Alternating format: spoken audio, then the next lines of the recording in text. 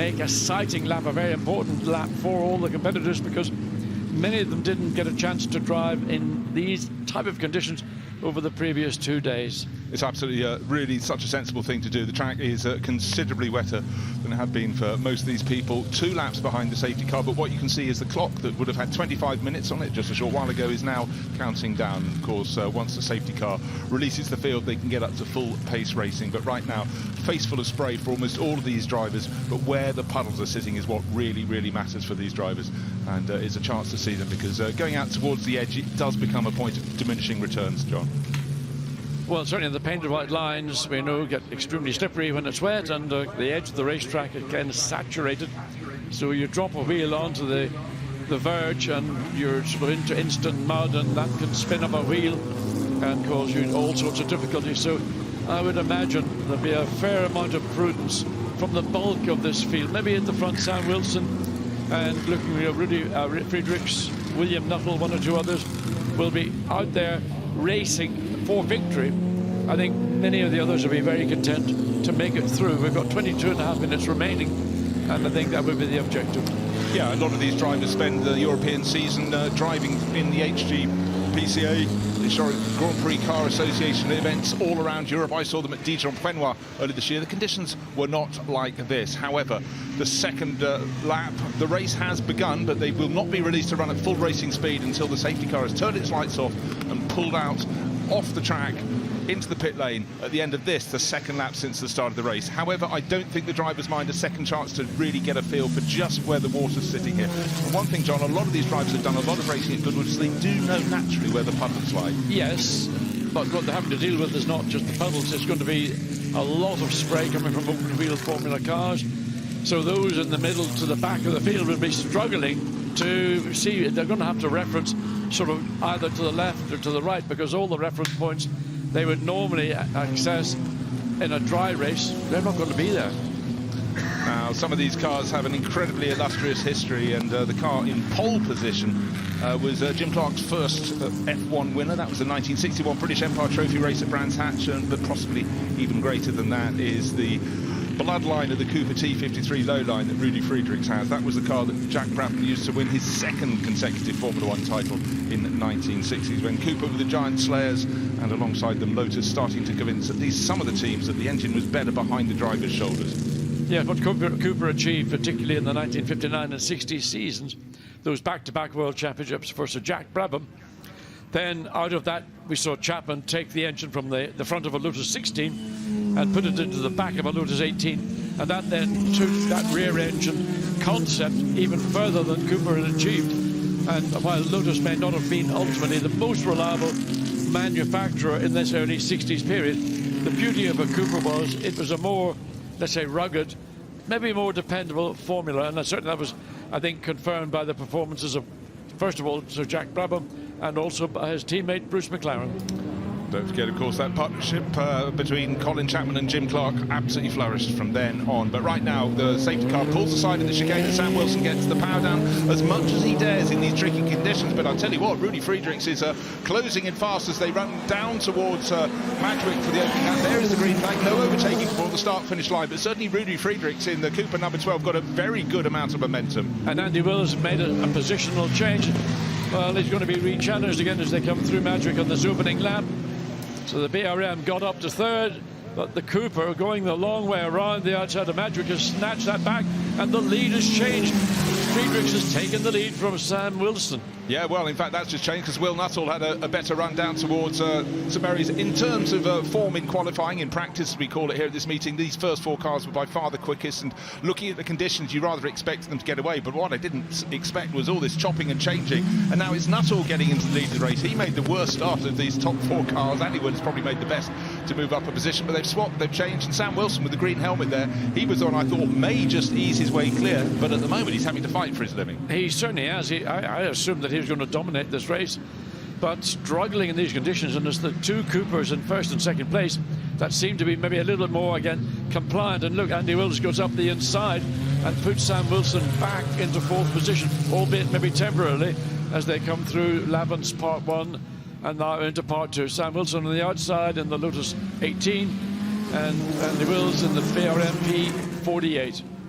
Yeah, but there's quite a gap to the next car through, and it looks though it's just trying to say, it's one of the Maserati 250Fs I sent. I think it could be John Spears, who seems to be somewhere, but in the gloom where we cannot see them, but quite a few seconds between the pair on the start-finish line. It was just 0.3 of a second between Sam Wilson and Rudy Friedrichs. And anybody guesses, because here comes the car we've lost there is Sam Wilson. He's fallen right back. He was our pole sitter. Andy Willis in the BRM number 5 was pushing and probing, couldn't quite get past Rudy Friedrichs, and maybe this is the break coming at the front of the field. I can't say that, it's super close, but Will Nuttall, super neat job. He really loves this car. The key, low line, absolutely great car in these conditions. I'm going to keep an eye on number 5, the BRM, trying to get up alongside the Cooper on the start-finish straight, but just didn't have the drive off the chicane to make that attempt stick. But is he looking again into Madrick against the number 12? That's really Friedrichs. So it is Andy Wills, to me, seems to have performance in the corner, but not quite able to match the performance in a straight line of the Cooper, but doing a good job and undercutting on the exit out of Madrick to take himself into second place. Well, Will Nuttall's really atoned for not the best first few corners, perhaps just reassessing the situation. He's now starting to pull clear, but interestingly, the driver who was on pole position, Sam Wilson, has fallen back to 4th place, is dropping away. He may have, now he's starting to come back a little bit, he may have, a bit of steaming on his visor or something, but in terms of his qualifying pace, he was more than a second, 1.2 seconds clear. However, conditions entirely different. And then we can up behind Sam Wilson, we've got another Wilson, because up into 5th place is Richard Wilson. It was the 246 F1 Dino Ferrari I saw, not John Spears. It was red, it was front engine, not in our shot. Here it comes now in the background, just going through the second part of Samaris. The first 2 cars turn into lap. So we go look back at the toothpaste tube Connaught of car, which is very underrated, underpowered more than underrated. Very good chassis, just didn't, the old Alta-based engine just did not have the ultimate horsepower to match that of Coventry Climax, or of, in the case of BRM there, either 4-cylinder or latterly in 1.5 litre form, they're V8s. Well, plenty of 10. You called it that Andy Willis was going to attack. He did from the start. This is an ex-Graham Hill car, raced to 3rd place in the Alton Park Gold Cup in 1960. But Andy seems to, whenever you get wet conditions, he seems to absolutely thrive. So BRM to the front, and don't forget, they were to take a world title in 1962. In 60, they were hoping for one, but obviously BRM had spent a lot of years not quite getting around to the winning bit. And of course, at this point, they were suddenly looking so much sharper with that P48. Well, they transferred from front engine with basically the same engine that's in this car, the 4-cylinder engine.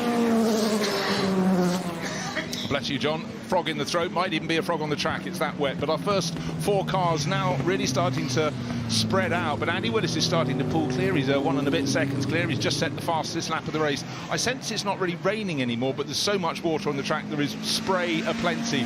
But these cars, John, from the late 1950s, clearly once the engine was in the back, they're so nimble. Just look at how they can adapt them as they move around. And there's the Connaught. That's something a little bit different. That's Charlie Martin running around in the middle order.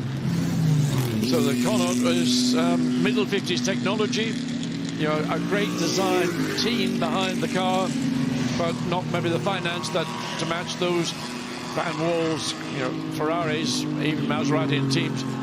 But a car that was, for me, one of the best handling cars of its generation.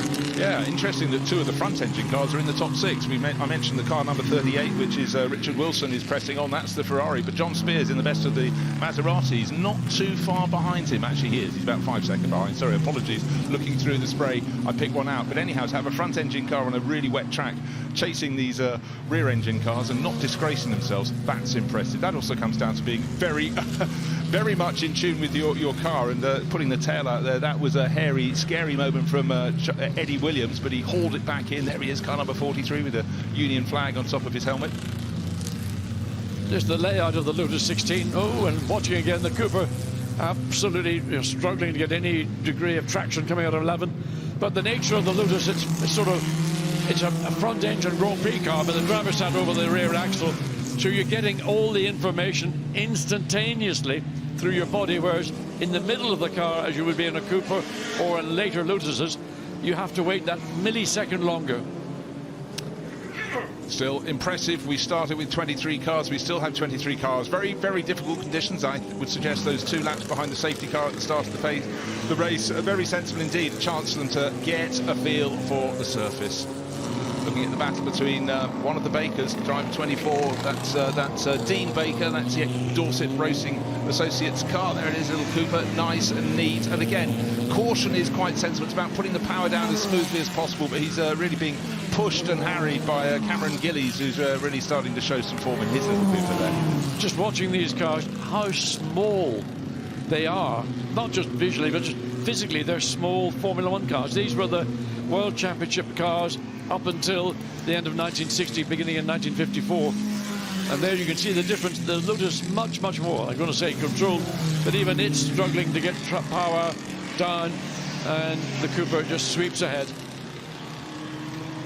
So, neat and tidy. Let's look at some excellent driving. This is called saving the moment. Out into the puddle, don't want to be there. What happens when you hit the white lines? Well, even in the middle of the track, that was considering some braking, but a really good braking. That was Dean Baker. Now look at it coming down into chicane. What are you seeing, John? Well, I'm looking at the Connaught first of all, but watching the Lotus. Does he clip the... No, he doesn't. But behind us, this battle between the two Coopers and just catching the water on the exit of Woodcote, and then the car going from left right across the racetrack, having to regroup to get yourself lined up to go into this. Sam Wilson's in trouble. He just put his hand up indicating for the Ferrari to go through. So whatever the reasons are, the Lotus is slowing down.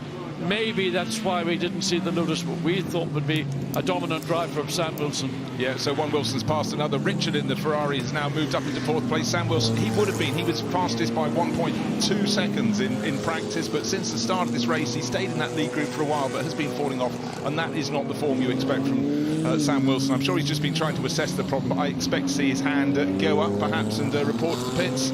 Or is he just going to press on? Because I suppose racing is all about gathering. He's got a misfire. He has, hasn't he? Yeah, popping away. Yeah, that's been in these wet weather conditions.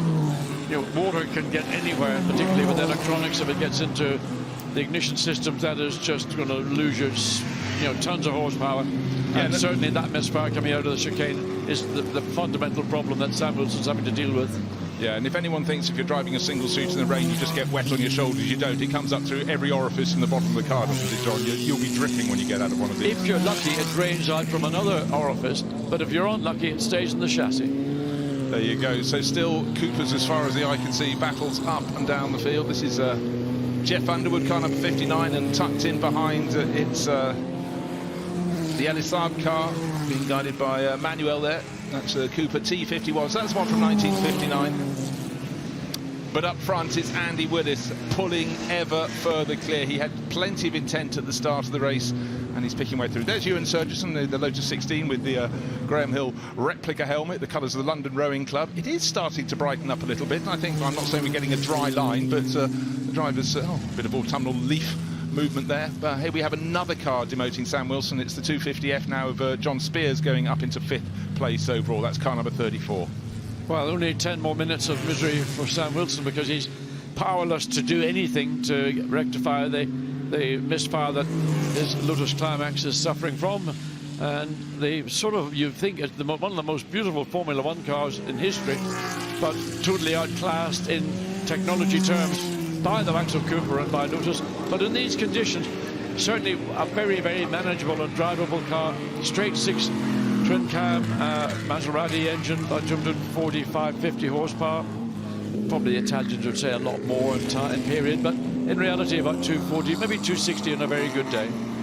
Yeah, but the chassis always looked so well balanced, but the person who seems to have the best balanced chassis, or certainly the ambition to press, even getting slightly sideways on the puddles there, pulling clear, is our race leader, and certainly Andy Willis putting in a fantastic drive, and has just banged in some very good laps. Who else is setting quicker laps? No one is as fast as Andy Willis, but oh dear, I'm about to start talking about this car. This is the ex-Yeoman Credit car, run by Sterling Moss's dad, Alfred, and Ken Gregory, but unfortunately for Malcolm Cook, that was a little bit of a slide out. You can see the mud, but the good thing is he rotated it, but it didn't appear to do anything. Maybe a bit of mud in his mirror.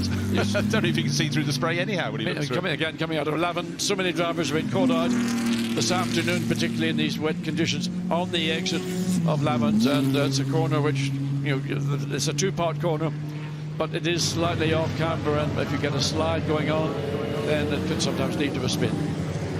Well controlled. It could have been a whole lot worse. Gap between first and second continues to go out. Now let's take a look. Someone is... Oh, that's the moment from further back. And Well, I tell you what, in terms of parallel parking with a little 180, that was as tidy as it possibly could be. Yeah, fortunate not to make contact, but we saw him getting back underway as we go back to the racing at the front. So the Lotus versus the Cooper, front engine versus mid-engine. And is it a case of, well, after you, sir? Well, it is the case the Lotus is taking the more gentle and the wider line on the exit of St. Mary's, and that goes through, and that be a positional change for the number 8 Lotus, number 4 Lotus in 8th position. Yeah, it was a challenge up the inside, the second part of St Mary's, by the driver who's now at the back of that group. So Cameron Gillies just learning that up the inside you actually carry a little bit more speed around the outside, particularly in the wet conditions here. But he'll be fighting back. That's the low-line Cooper in the background, but it's the rather older Cooper of Dean Baker, car from 1959, that's now starting to challenge the Spanish industrialist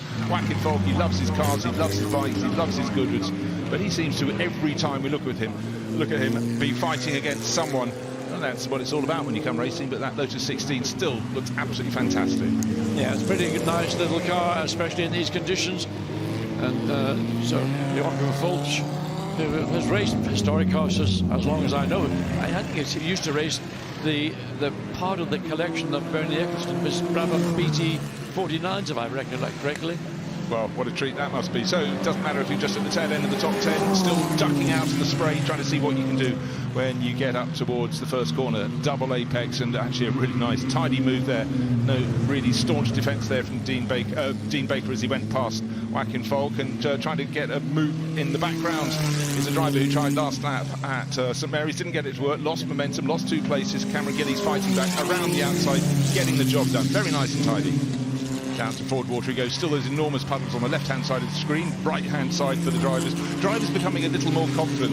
Windows in our commentary box are very, very darkly tinted. It seems like it's nightfall, but out on the track it doesn't look that bright either, does it, John? Yeah, and also remember the camera lenses always enhance the level of light, so what we see from the commentary booth with our tinted windows, it's as if somebody's turned the lights on at Goodwood, but in fact it's not quite so dark. There's the race leader exiting out of the chicane, just over 6.5 minutes of this race to run.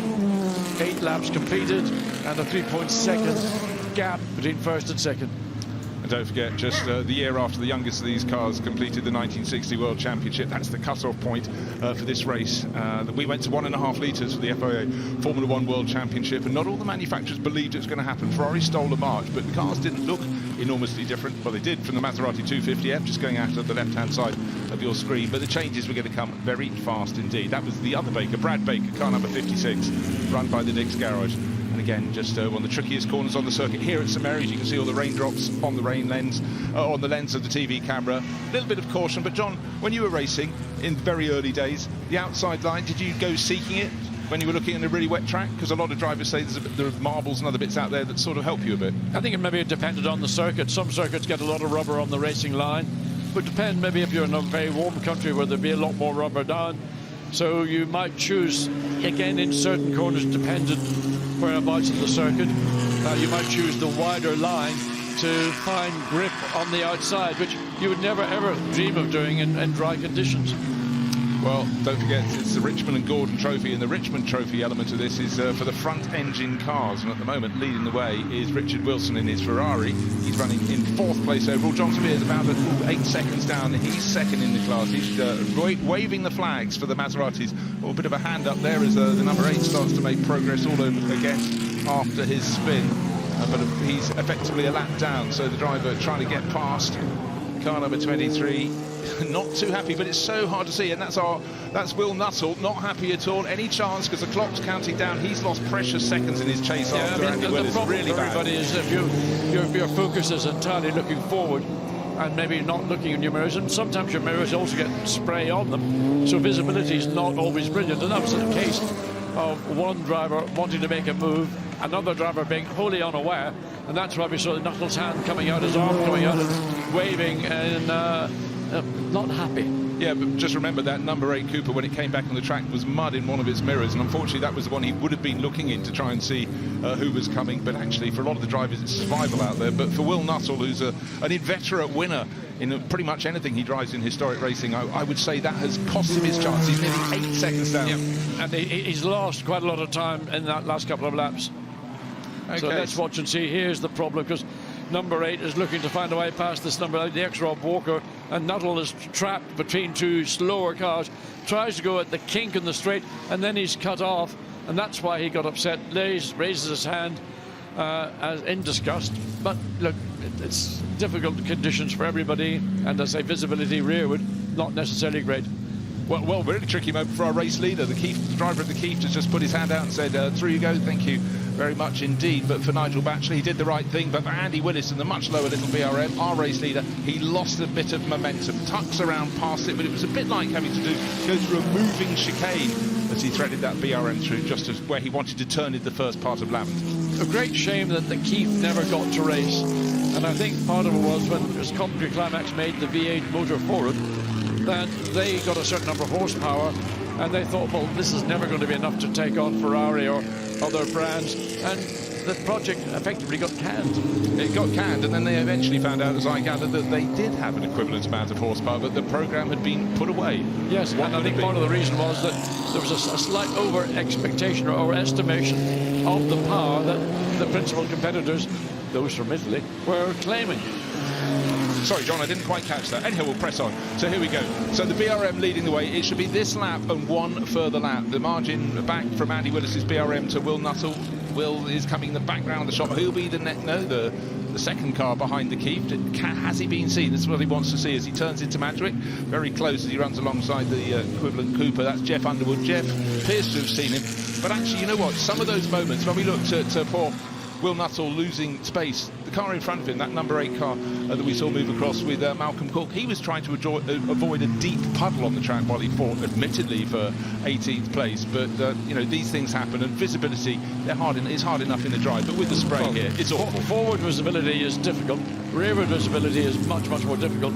Your focus and concentration is 99.9% recurring, looking forward, and you kind of, let's say, anybody who wants to pass me, they make their own way around me because I'm fully committed. Some drivers, you know, it takes all their mental capacity just to do the one thing, and that's keeping the car on the racetrack. Yeah, so is the gap going out or coming down? Actually, it's staying pretty much just under 8 seconds. It's going to be a question of how the traffic falls in front of the chasing Will Nuttall. Andy Willis, with that advantage, you can afford to bide his time. If he can't get through before a corner, he can wait until he's sure the driver in front has seen him and then press on. And certainly the way Andy's been driving this VRM, he's just looking super, super confident.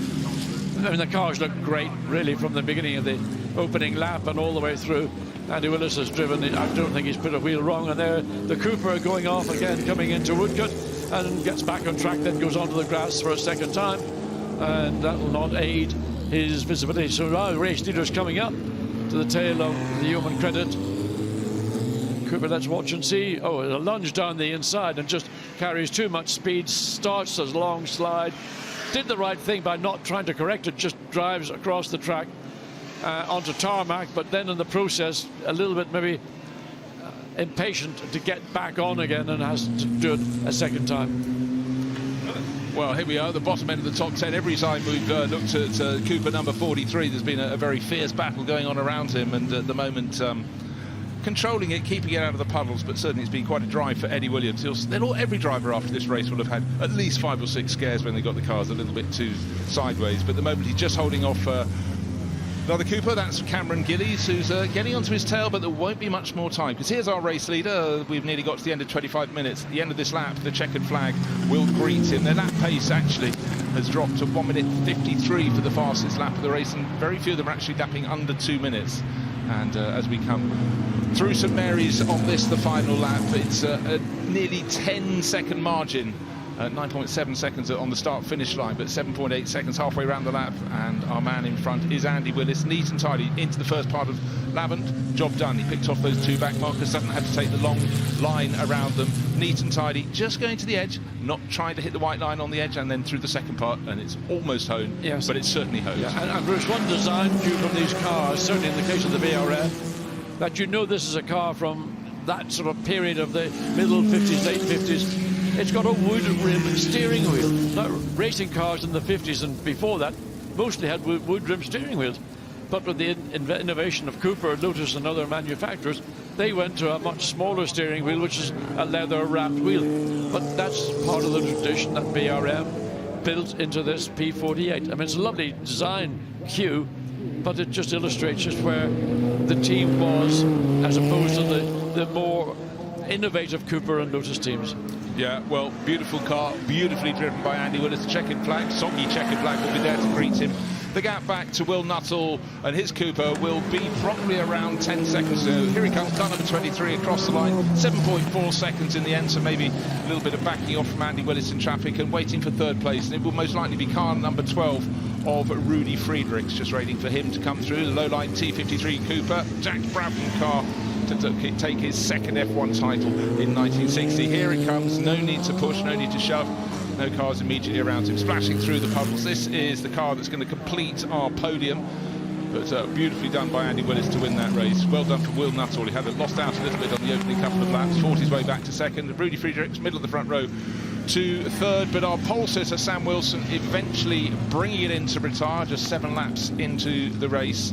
And just double checking, and yes, we've got the winner of the front engine class for the Richmond Trophy. That's in 4th place overall, Richard Wilson and his Ferrari 246 Dino F1. He takes that at just a few seconds. Oh, in fact, closed right into just half a second down at the end. John Spires nearly made it in his fantastic looking Maserati 250F. So it was very tight at the end in that, but no doubting Andy Willis. He went out. He fought to the front. You pointed out he was coming, and he most certainly was, and he got the job. Yeah, I mean, on the run down into Madrick, the BRM was already hunting for the third position, gained it, then lost it on the exit, but bit by bit in the opening lap, this car. And one of the things that the BRM in this time had, looks like, I'm not sure this car has it, but you had a rear disc brake. It was a single rear disc brake, which was mounted at the back of the gearbox. It was a time of change, but for all these teams that had just started perfecting their cars with 2.5 litres from 1961, they'd have to run them into continental races and other non-championship events to use the bigger engines, and of course the races down in the southern hemisphere, they could take them there. But for the World Championship, largely based in Europe, of course, it was down to 1.5 litres for 1961. And which team got it right? Well, it was most certainly Ferrari that got it right, and it all changed after that. Yeah, Ferrari had a brilliant engine, a chassis that was no better than anybody else's. But again, the design cues of the Tipo 156 was it had a very wide cockpit and an even wider steering wheel. Again, a woodrum steering wheel. And also, even further, they still ran wire wheels where everybody else, Lotus, Cooper, whomever, had transferred over to a magnesium or certainly an alloy wheels which were lighter and also stronger.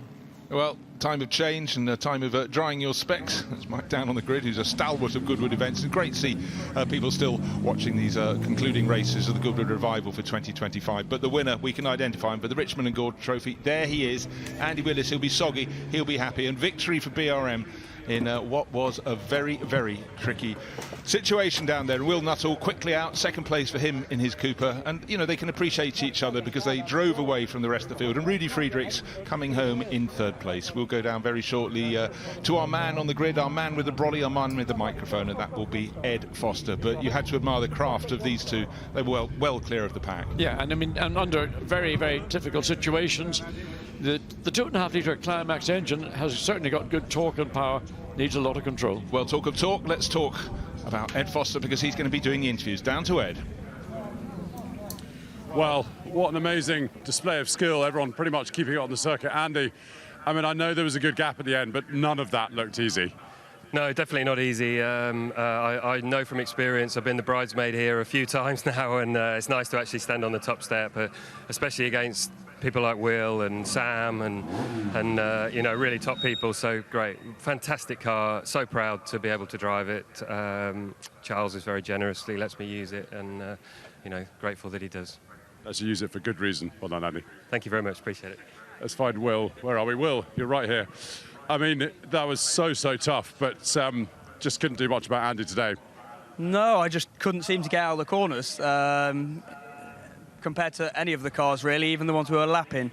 So, but I tried my best and I kept it honest, I think, so that's the main thing. I mean, it's like walking along a knife edge, that. Yeah, completely. It's almost, if you don't feel like you're going off every corner, you're not trying hard enough. Rather you than me. Well done. Thank you very much. And we've got Rudy, who's just arrived. Sorry, Andy. Rudy, I think you must be absolutely delighted with that. Such difficult conditions, but here you are, podium at Goodwood. Yes, amazing. I'm very proud indeed. It was great. What happened to Sam? I think Sam had a bit of a misfire. Okay. So, yeah, I couldn't keep up with semi-professional drivers. They are really so good. I respect that. But I'm very happy to be here. A well-deserved cup of tea now. Oh, yes. Well done, really. Thank you very much.